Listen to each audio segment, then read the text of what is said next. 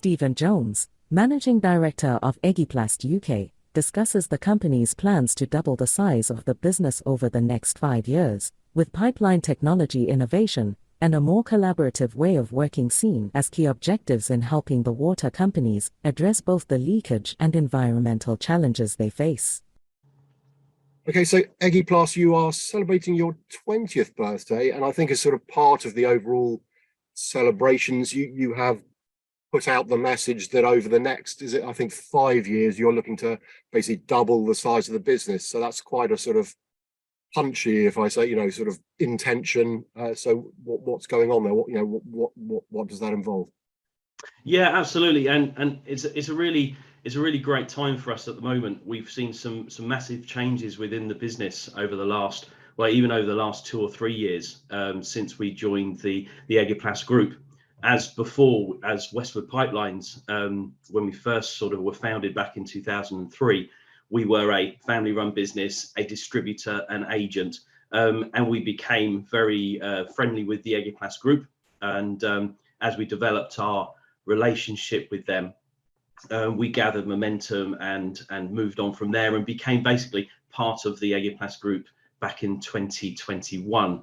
And from there, we've seen access to their innovation and their innovative products, the capacity, but also the really interesting part is that we have gone from a distributor, as we were back in the early days, to a manufacturer, and we're actually producing product in-house on the ground in just outside Doncaster, where we're based, and that has shown that it's a real benefit for not only us entering the marketplace in the UK, but also reducing some of the carbon emissions that we may have been producing back in the day, but also it gives us massive production efficiencies where we can work on that the production ourselves rather than relying on a separate factory in Germany to do that for us. But since we've moved from there, it offers us such a wide range of access to our market now. So what we're going to be looking at is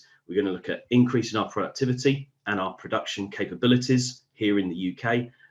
We've got some product innovation that we want to bring into the market, which is currently being developed by our partners or our head office over in Germany. But also a key focus is around our team within the business, because effectively they're the cornerstone. Without a good team who are on board with our journey, we're not going to engage with our customers and the clients as much as we'd like to. So we're going to be looking after and looking to develop our guys and girls with training and development, but also engaging with our market in a wider scope.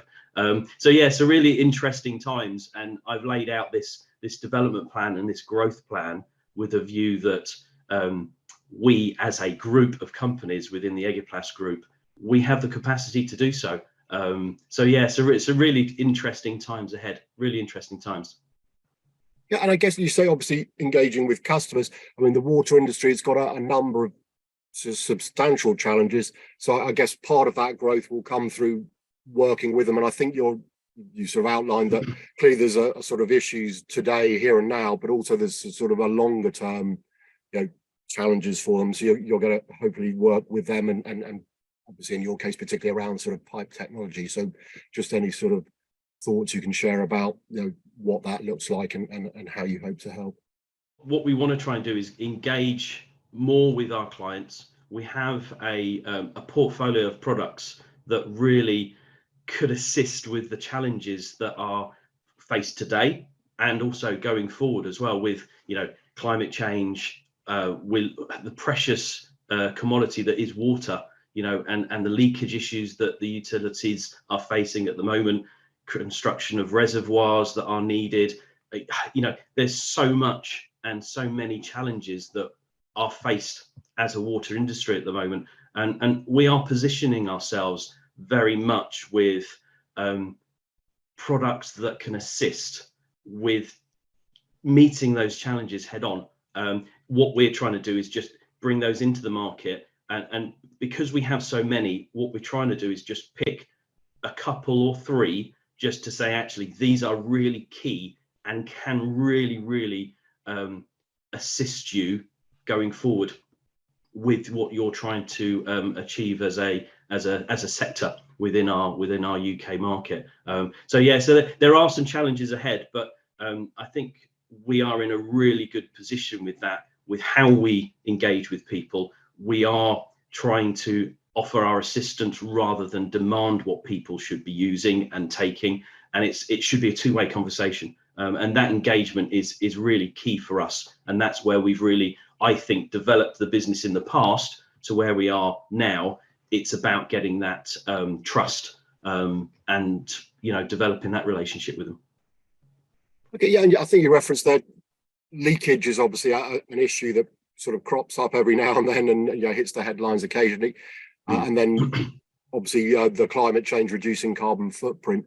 And I think you alluded there as well. It's a two-way thing. So collaboration, I'm thinking, is a very important thing for you moving forwards, not just with the water companies, but also your own supply chain. So yeah, if you can sort of explain thoughts as to, I guess, around that. I know we don't want to get political, but obviously leakage is an issue.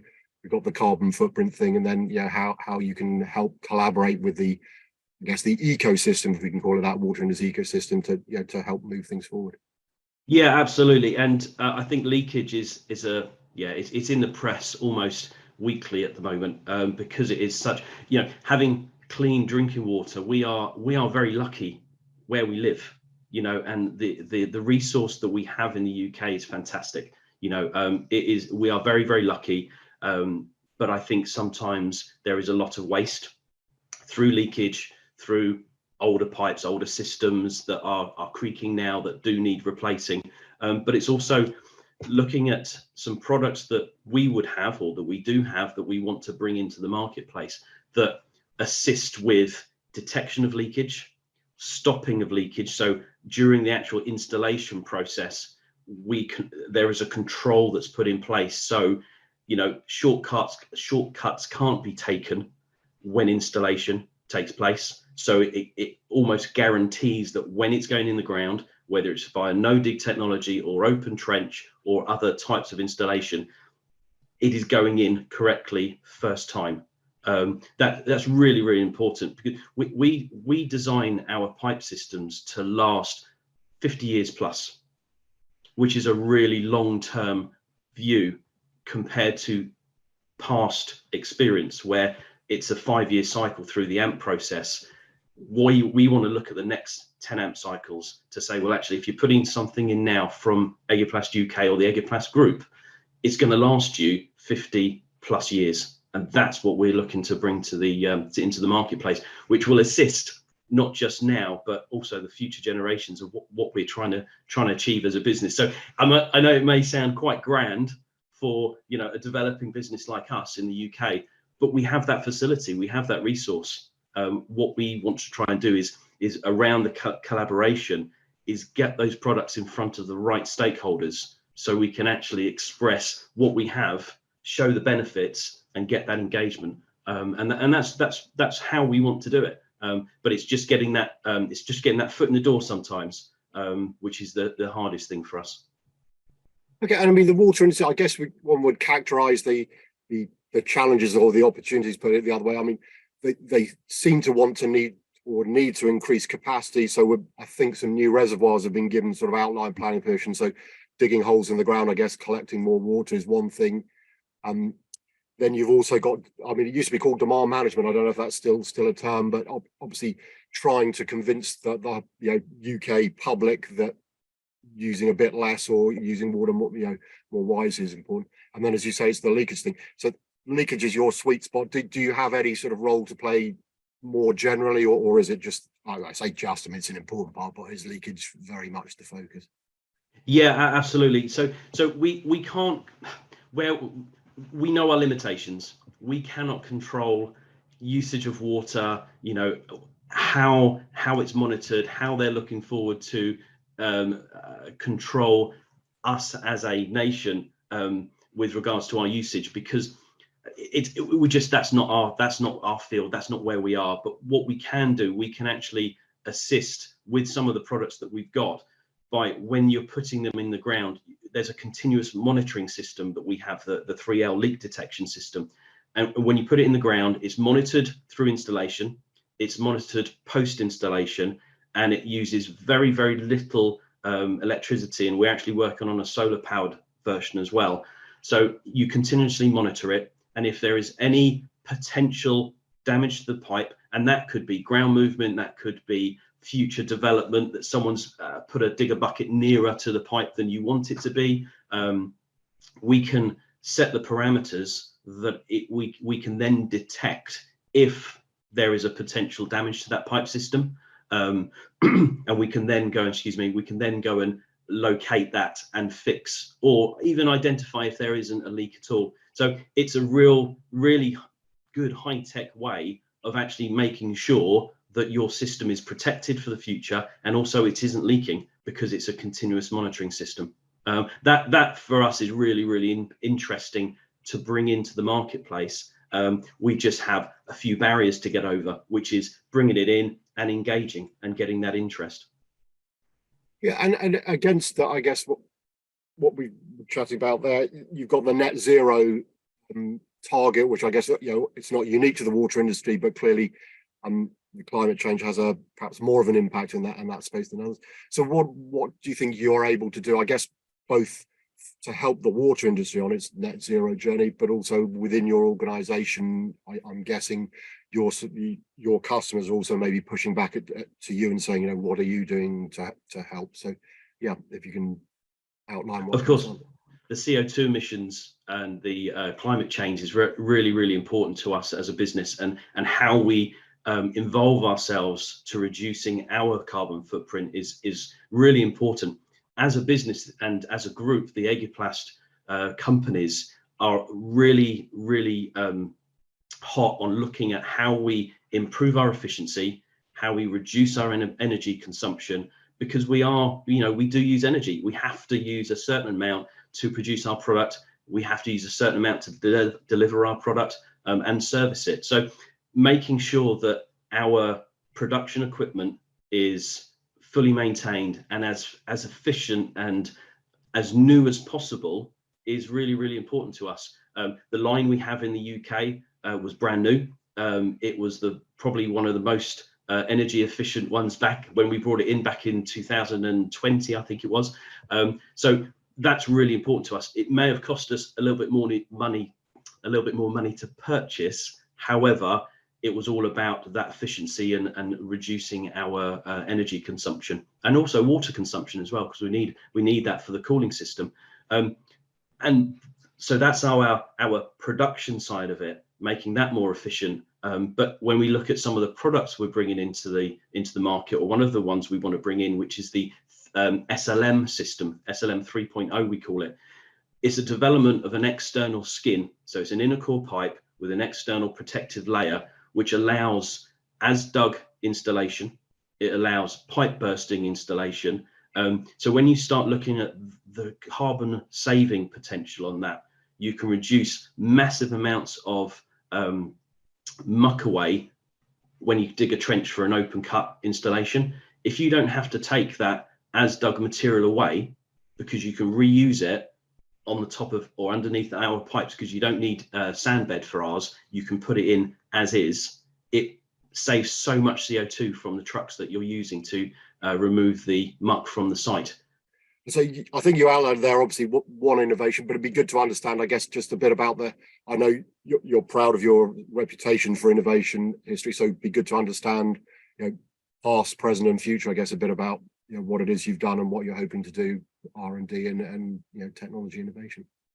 Yeah, of course, and I have to be careful not to give too much away, but I think as a group we have a collaborative way of developing products. We work and service over 30 countries throughout the world as the egeplast company of group of companies, and what we try and do is look at what works well, what the benefits are to a product system within a different country, and see if that can then be developed to suit other areas.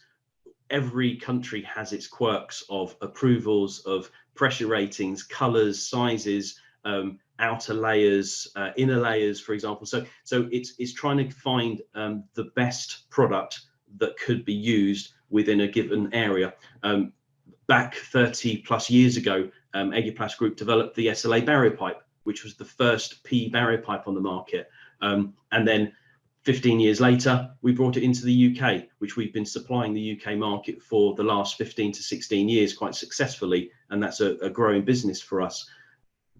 Into products that we have now, we have the 3L leak detection system. We have the SLM DCT and DCS systems, which are similar to leak detection, but it's an integration, so integrity check system. So if you're installing a pipework under a river, for example, we call that black box technology. You don't quite know what has happened to the pipe between point A and point B.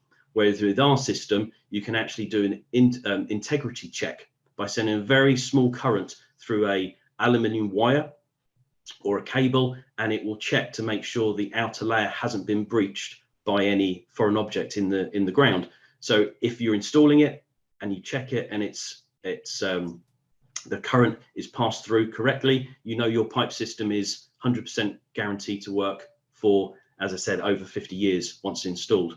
And then going into the future, innovation is an interesting one. I think what we need to do is take some of the products we've got now, bring it into the marketplace, address some of the challenges, and then maybe look at some tweaks and some other products going forward. So I think a lot of our future innovation will come through the next phase in our development of our business, which is going to be the next 5 years for us. And that's where we will then bring some innovation to the group in a collaborative way, where we can then develop something for the future. Again, in terms of that future, I believe you've sort of outlined a 3-part plan and the sort of 3 areas of focus. So it'd be good if you could share, what those are and the thinking behind it. Yeah, of course. And we've discussed some of them already. And it's having, the first one is really having a longer term view. The business as we were before, as I explained, we were a small family business, developed, founded in 2002. And as we progressed through the years, what we need to start doing is having a long-term view. So instead of looking at today, tomorrow, next month, and the following year, we actually have to look at 5, 10, 15-year views on where we want to be as a business, where the market is going to be changing. Because 10 years ago, who would have thought we would have been having temperatures of 40+ degrees in the UK, which created drought issues. And I understand we've had drought issues in the past, but it seems to be becoming more and more regular over the course of the years. And I understand that there has already been a hosepipe ban announced in the UK already this year. So there's things that are happening that we would never been able to predict back 10 years ago, because we weren't looking at that. That's what we're looking at now. We've got to take a longer term view of what we're doing and also what the industry is doing as well. But this is part of really getting this engagement and this, which is our second part, the collaborative view on dealing and addressing some of these issues within our market, because we are really well placed to help with all the stakeholders within the supply chain at the end of the day to develop it, because it's for the best of everyone here. The other one is the investment into development into innovation. It's at the core of what the Egeplast Group do, and they have 10+ product ranges that are available to us. Some won't suit the UK market because of the requirements that we have. It's the wrong material. It's not approved for the UK market, but they have so many. And I think I said earlier that we're looking at going to bring in maybe 2 or 3 into the UK, which we're really going to focus on. We have another couple for different industries, but for the water industry especially, which we're talking about today, we have 2 or 3 that we're going to bring in.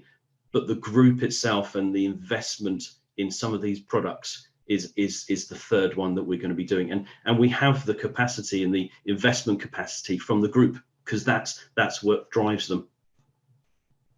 Okay, and in terms of I guess the good times, I mean, we've talked about a lot of sort of issues, technology and stuff like that, but I guess the cliche, the proof of the pudding's in the eating. So you've got some customers, and I know water companies are often shy, reluctant for whatever reason to share what they're doing with folks like yourself. But are you able to give us any sort of outline of work you've done with any of the water companies, just to show how you work with them and, you know, the benefits that brings? Yeah, absolutely. And I think some of the projects that we've been lucky to be involved in over the course of over the last few years and the last 20 years really have really shown what we can bring to the table. We've had a number of, I would say, relatively high profile projects where we can offer some innovation and some support. We can offer special SDR ratings to certain pipes where we have a standard SDR 17 and an SDR 11 wall thickness and working pressure. We can offer an SDR 9 where others can't. So when there's a solution that's required for a high pressure directional drilled barrier pipe system, we're able to step up and offer a solution to that problem, which we did for a Welsh water project over in the Dee Valley area, where we worked with some of our partners to come up with a solution, offer the training, the full product range of pipes, fittings, and installation guides to assist them to complete that work. And that worked really well. And outside of that, and we're not talking a couple hundred meters, we're talking a couple of thousand meters, because it is a key strategic pipeline that they needed to install. And by doing that, we can reduce some of their CO2 emissions by offering them slightly longer lengths. So we reduce the amount of trucks arriving on site, less time offloading, which reduces diesel for the truck to offload it. And then when you look at the welding side of the pipe system, if you've got longer lengths, you're welding less, which uses less electricity, less generator power or diesel or petrol. So the whole supply chain from start to finish, from production, reduces some CO2 but offers some innovation at the same time. So we were lucky enough to work with Anglian Water on one of their strategic pipelines called SPAR, and where we were able to offer them just-in-time deliveries, which actually reduced the amount of trucks that we had to ship to site for them to offload. And again, as I said before, that all those savings in the CO2 emissions was fantastic, which they appreciated, and so did we, because that's what we're looking to do. So we have some things and some engagement the way we've had in the past. There are a number of others, but also I'm mindful that I'm limited to time on how much I can tell you. Okay, no, I mean, maybe as we finish up, I know it's perhaps an unfair question to ask, but are you when it comes to this whole sort of the industry moving forward, innovating to address the challenges, which are, I guess, mainly around climate change, the volatility, whether it's, you know, wetter winters, drier summers, are you optimistic that what's quite a traditional industry is going to move quickly enough, be dynamic enough to embrace the innovations that, you know, companies like yourself are doing to make sure that we don't run out of water or whatever it is in time? Or you know, when you wake up in the morning, you get slightly stressed and think, oh, you know, we've only got so much time, and I'm not sure, you know, we're heading. Yeah, just your general thoughts as to, you know, are we in a good place, or is there a bit more sort of urgency required, should we say? I think there is a mixture of both there. Am I encouraged with our industry? Absolutely. It still excites me, and I still think it's quite a dynamic place to be. There is absolutely old school views and how we used to do things, but I think as our world changes, you know, we're having this meeting over Zoom. That would never have happened years gone by. So if we look at how the world is changing, how we're changing as an industry, absolutely, I think we will move with the times. We have some fantastic resource, technical, product, everything within our industry. I think if we are to get this right and face these challenges together, do we have the right resource? Absolutely. Do we have the right engagement? Maybe not at the moment, but that, I think, is work in progress. And that's where I think the engagement throughout the supply chain and a bit more collaborative conversations and for example, bodies like the Pipeline Industries Guild, which we're quite, you know, we participate in quite a lot, where it's all about the networking and discussions and moving and driving our pipeline industry forward, which obviously we're part of, and so is the water industry. I think you know, it's in a really good place. I think we could be better, absolutely, and I think the public will drive some of these changes. I don't think the water utilities in the past, which is a very faceless place for general public, could be. I think they're now seen very much with the likes of the Twitter, the Instagram, and we have a voice now. The customers, the clients, us who use the water and demand clean drinking water, or when we want it at the time of requirement and when we turn the tap on. I think we will drive that change. So as an industry, I think we're in a good place. With a bit more engagement, I think we can absolutely meet these challenges head on. Okay, it's been fantastic to chat to you, and you shared some great insights. So Stephen, really appreciate your time. Thank you very much indeed. Thank you. No problem. Thank you very much. Nice to meet you.